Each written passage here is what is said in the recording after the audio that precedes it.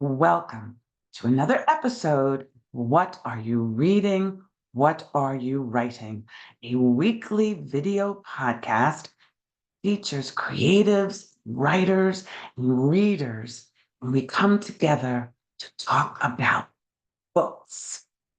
I am your host, Karen E. Osborne, author of 4 novels and counting. I am so glad you're here. I think you're going to enjoy our next guest.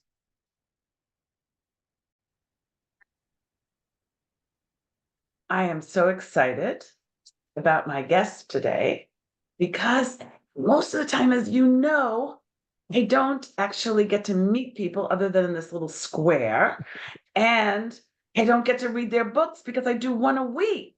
But today you are going to meet Niamh McAnally. Hey, Niamh. Hi.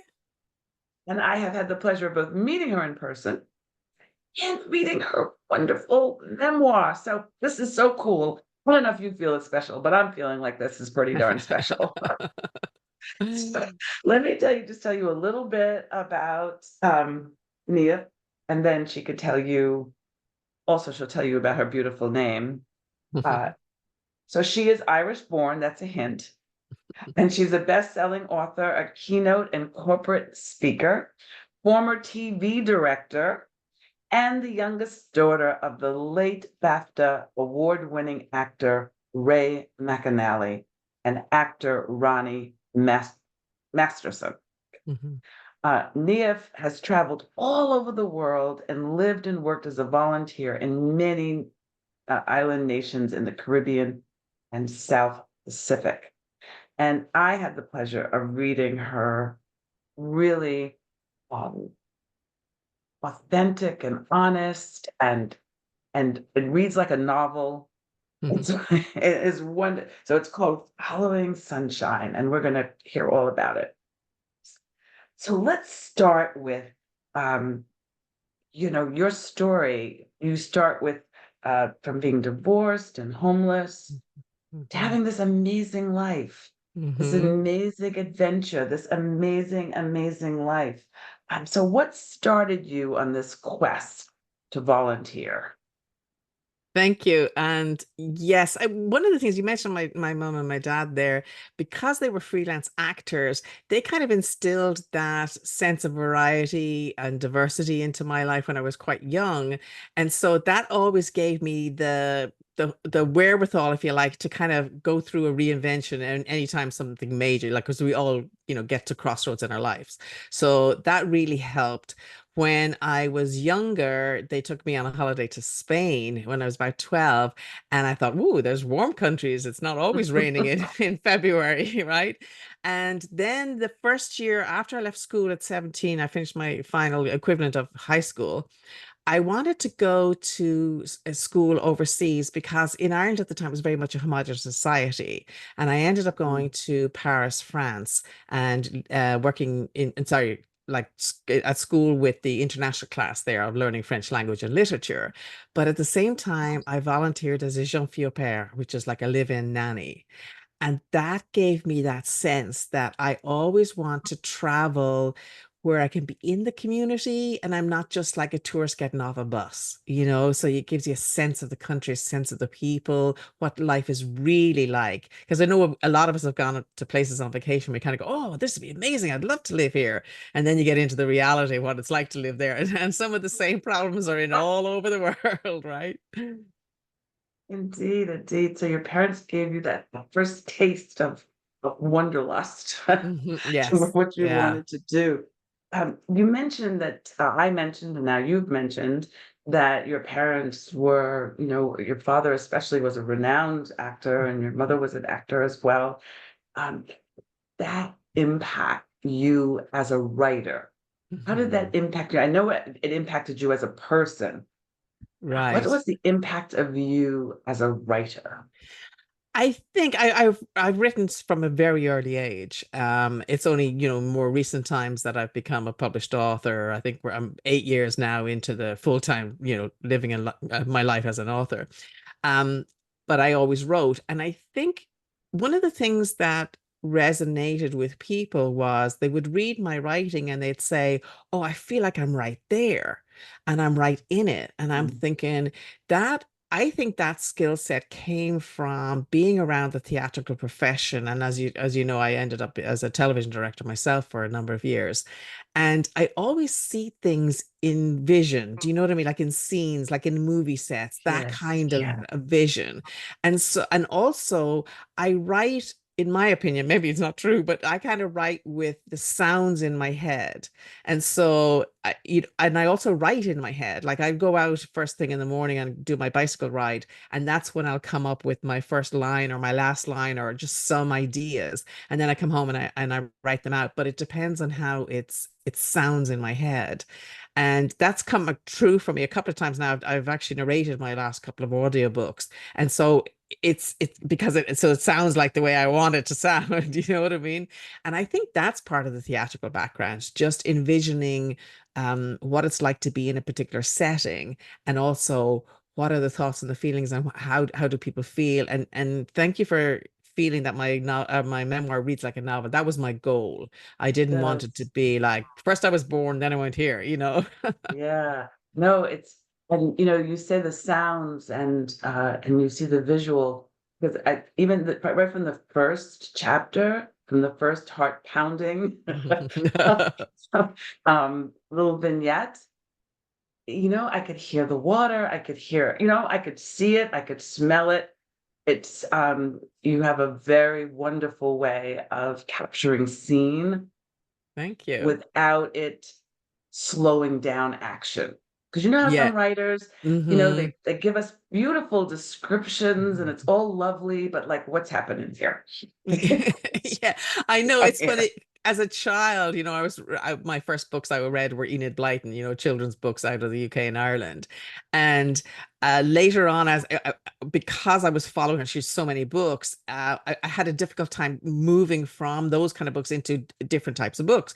And as I started reading new authors, I suddenly would like, oh, there's a paragraph, they're just saying the hedge is this color, or there's a road there, and I would skip forward to the story all the time. And I noticed I was doing that. I was skipping Mm, paragraphs where, I mean, looking back, they were probably beautifully written, but I was like, where's the story? Where's the story? And I think for those reasons, I've tried to do that as well.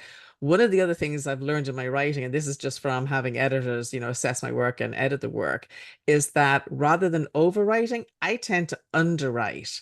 And, I have mm. that feeling I want to leave space between the lines for the reader to inhabit, which is a line I got from Johnny Geller, one of the UK agents. But I sometimes, as my husband Gary would say, I think you left out a whole paragraph. You know what I mean? It wasn't I just a was line. assuming. Yeah, yeah, yeah. I think I assume too much. But I think a lot of times writers, we tend to underestimate our The reader. reader. Yeah. Yes. We And don't trust our readers. right, right. And I think that's something that we have to kind of drill down on and realize that and I think it comes from reading and writing at the same time. That's one thing I learned I took a lot of courses with Curtis Brown Creative out of the UK. And one of the things in the short story course, I think it was all about concision, cutting out the fluff. But at the same time, moving the story forward. So if it's not serving the story, then get rid of it. Right?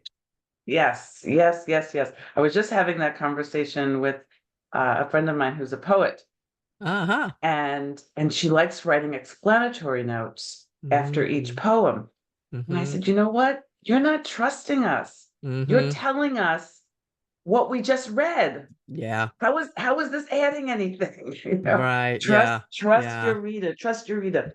So give us a taste. Just, I mean, this is such rich and there's so much going on in this memoir. But give us a taste of the memoir. Give us an example of something that you'd like to share with us. Sure, it's written in three parts, like in your typical three-act play would be. And the first one, the subtitle is A Voyage Around the Mind, Around the World, Around the Heart. So the whole first part around the mind is my coming to terms with where I fit in the world as I was growing up in Ireland, when I was starting to, put my feelers out there and begin into my whole volunteer traveling kind of concepts. And there comes that moment in at the end of that part where I had been working on this beautiful island called Sark in the UK Channel Islands. It's like 3.5 miles long, a mile and a half wide, rises 300 feet up out of the water. Just idyllic. No cars, no roads, and no airport.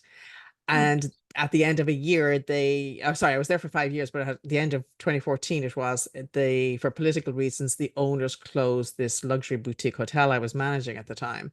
And that's how, because I was in staff accommodation, I ended up like without somewhere to live and I had no job. And because Mhm. I was an island without cars, I had no transportation. So I was like, okay, what's next? And at that point, I said, you know what, I need something new. I need something that's going to, lift me up. And I decided I've always wanted to circumnavigate the world, like start at point A and complete an entire travel and end up at point A again. And so that's what I decided to do, is to take a year and to volunteer travel as I went. And that's the second part, which is around the world. And it takes me through St. Bart's, down through New Zealand, all through the South Pacific, various islands. I'm in Vanuatu and Fiji and French Polynesia. And because I was volunteering, I was able to save some money in between times and afford little side trips. So I had some great side trips down in New Zealand in the South Island in Queenstown, and then also up to Bora Bora, which was like, oh my goodness, my top of my bucket list for years. And then finally up through Palau and back to the UK. And then I thought, okay, that's it. I'm going to settle down. And I saw one final project, which was to crew for a solo sailor from Florida to the Bahamas and bring his sailboat across, which now brings us into part three, A which is love story. around the heart. Exactly. And do you know what it is, Karen? There's no way I could have known at the beginning that I was going to meet not only the love of my life, but the person I was always supposed to meet my whole life. And I cannot tell you how blessed I am now. I'm doing what I want to do. I'm with the person I want to be with. And everything is just, I'm always pinching myself every day. I'm so grateful for where I'm at right now. And then to be able to have a publisher pick up the book and publish it and put that story out there. And it's not just because I want to tell my story. I wanted to Mm. use the memoir as a framework, if you like, or I kind of the analogy I use has been like a clothesline.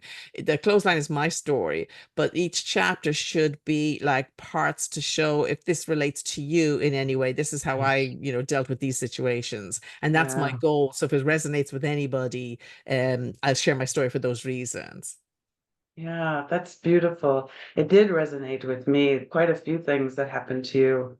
Um, we have some shared experiences, and Gotcha. yeah, so it was wonderful. Um, and I love that the lessons that you hope that people will find lessons, right? Find their own Mm-hmm. lessons, find their own. Yeah, exactly. And you know what? It's one of the things that I focus on is like when I come up to a crossroads or something like under normal circumstances, you think this is not good, I'm not enjoying this experience, whatever it is. I have to stop and think and say, okay, where's the gift in this? Mm. And sometimes that's a hard thing to do, right? Yes, And yes, and yes. because you think it sounds great, but if you're right in the middle of something awful, right? And then I stop. If I can't find the gift, then I have to look for the lesson because there's some reason this is happening for me, and I do believe all the things are happening for us rather than to us. And an awful lot is how we approach that. And if something like, for instance, in a row situation, unless you actually resolve the nuts and bolts or whatever that row is, another version of the same row is going to come back again Right. in a different version, right? Yes, yes, it Yeah. comes out sideways Yeah, yeah, sometimes, absolutely. like, I call it the pass the salt moment. When I was a Mm. young married, Mhm. I was then my husband came back from the service, from the war. I didn't know who he was. Mm. Just, and so I was holding all this stuff inside, all these little things. And finally, one day he just asked me to pass the salt. And I said, oh, Yeah, yeah, yeah. Oh, yeah. you can't hold things in because pass the salt moments will come. Absolutely. I think it's in this book. I have a line where, you're loading the dishwasher or something else, and the other guy turns around and goes, "You never liked my mother anyway." It's like, where did that come from? Because the plate's in the wrong place in the dishwasher. So yeah, we do have, and it's amazing how much, if we don't address these things, how much they can build up, and they can build up over a number of years, and they're just tiny little Years and years. triggers. And especially like we had to do a lot of work, especially coming into a relationship this late in life, if you like, Mm, of mm. we really were bringing some of our triggers from our past, and the other person had no clue because they didn't have the history. You know what I They mean? didn't I get had to no know history with you. them. No, not at all. Yeah, yeah. And that's been a learning thing. And we still check in with each other every day, and just say, well, how are we doing? Are we connected? Are we not? Because you can get into that space of pass the salt, pass the pepper. You may not throw it at this point, but it can become superficial unless you are checking in and you're kind of relating to where they are, where each other are. Is that grammar correct? You know what I mean? I write better than I That speak. can speak. Well, just so you know, those same things happen to old married. So 56 years I've been married Wow, to the love of my life, congratulations. but you still have to check in on the connection. You still Hmm. have to do all the things that keep that Yeah, strong and yeah, alive. Yeah, yeah. even though you know each other's stories backwards and forwards. That's interesting difference, isn't it? Yeah. Yes. So now that you have your beautiful, beautiful memoir out, what's next? Well, at the moment, I have another book that I'm working on that's coming out in May, and it's called Stories of Place with a subtitle, A Zinc Level Blindfold. And what it is I started an international writers group about back in 2020. And I met a group of writers who were on one of the classes I was taking, and were spread out from Australia, England, Ireland, USA. One of them was in Japan at the time. And so I've been running monthly Zoom meetings for this group of 9 authors. There used to be 10 of us, and unfortunately, one girl passed away. But one of the things is another of them is traditionally published about four people with agents. And I really, really wanted to get everybody to a published stage. And so one of the things we did it was back in 2023, we actually set up a retreat where we all flew into England and met together for the first time. Hmm. And during that, we came up with this idea for an anthology of our short stories. And we are the most eclectic group of writers, but we've created this kind of safe space, and we critique each other's work, and we really have helped each other up. And some months one person would be down and, the group would lift them up, and vice versa. And so this collection of stories is the reason the subtitle is called Zinc Level Blindfold, is because it's all centered around the What Three Words app, which is where they have this geocode system where they've actually mapped out the entire planet in 3 meter by 3 meter squares and given each one of them a 3 word address.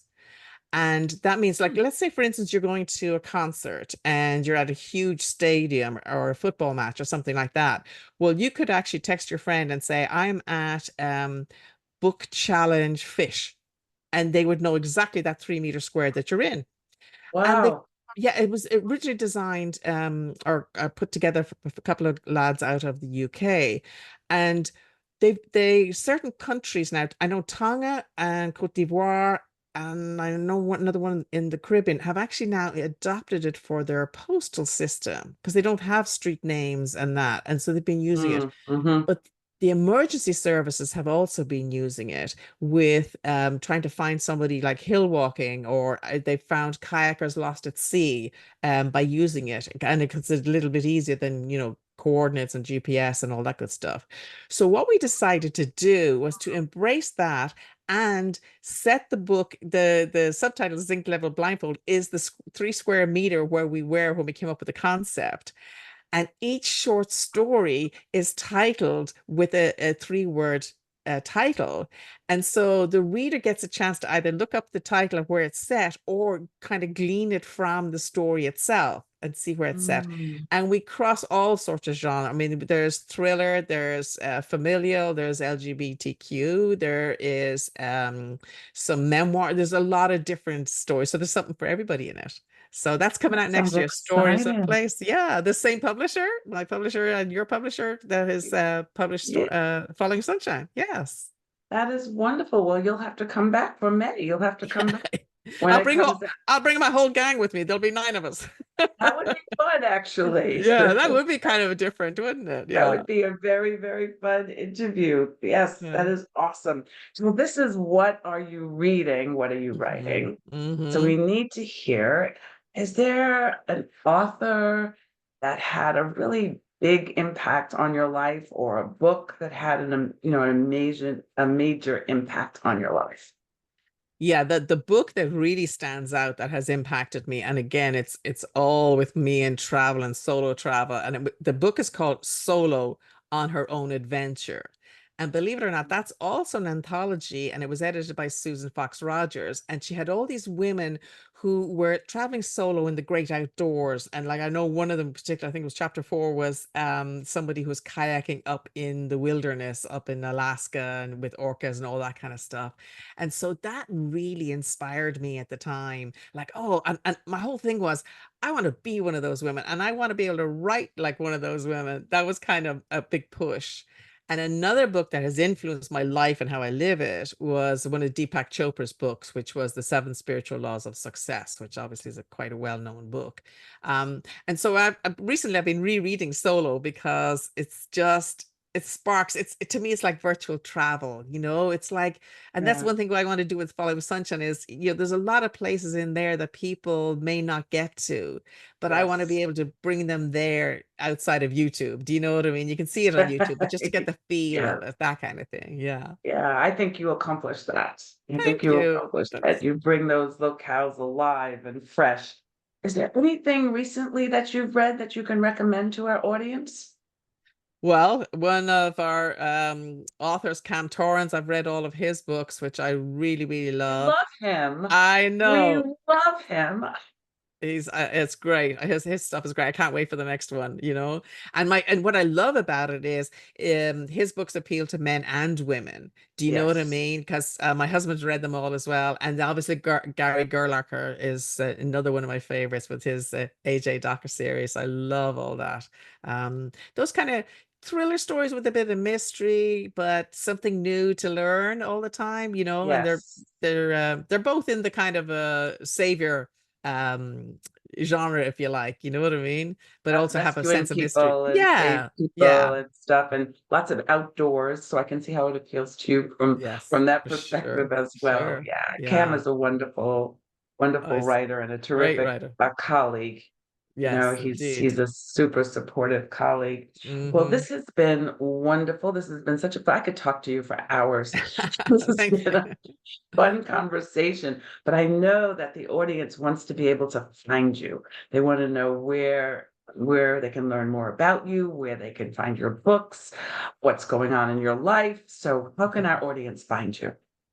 The first place to go to would be my website, which is www.thewriteronthewater.com. So that's my brand now, as I'm the writer on the water. All my books are more or less are set on water.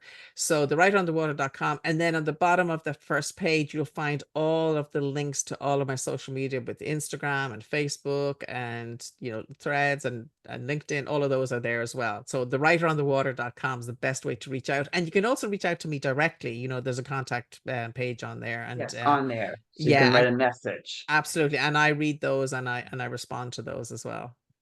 Excellent, excellent. So I hope you will go directly to Niamh's website, and that you will contact her, send her a message, and you'll tell her that you met her on What Are You Reading? What Are You Writing? Till There we next week, everybody. Thank you so much for joining us. And don't forget to buy her book, read her book, and write a review. All right. See you guys next time. Bye bye.